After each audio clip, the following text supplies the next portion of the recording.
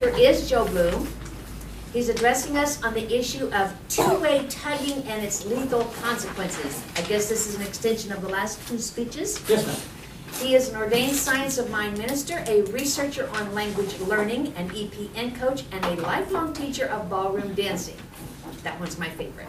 His project is to persuade us to start copying stable atoms on all issues dealing with polarized life. Help me welcome accomplished communicator, Gold Joe Bloom. Thank you, madam. Fellow Toastmasters, welcome guest. My overall theme is learning from atoms, in case you don't get the message. And I use the term EPN, which stands for electrons, protons, and neutrons that sort of atoms are comprised of. And most of them are trinities, so if I use the word trinities, I don't mean a religious trinity necessarily. I mean the little something that keeps the atom alive and doing reasonably responsibly. And let's say we call it stable. Okay? So that overall intent is what you need to sort of understand. I give you a handout. There's two sides to it. This is the fact sheet that I often refer to when I hear speeches.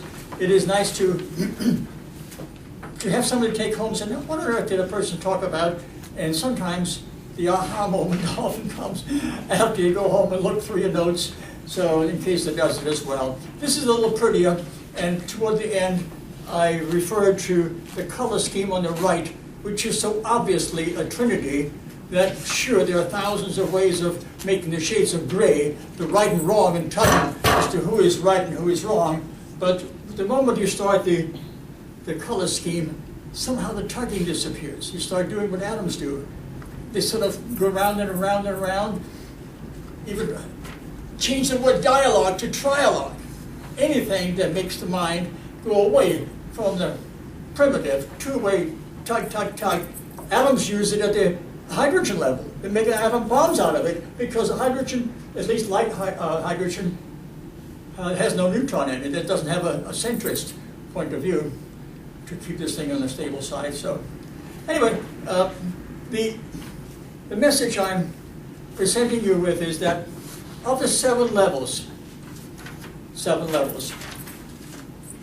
at which we communicate, only the physical level provides choices that are threefold, but not necessarily or not at all EPN related. Okay? Meaning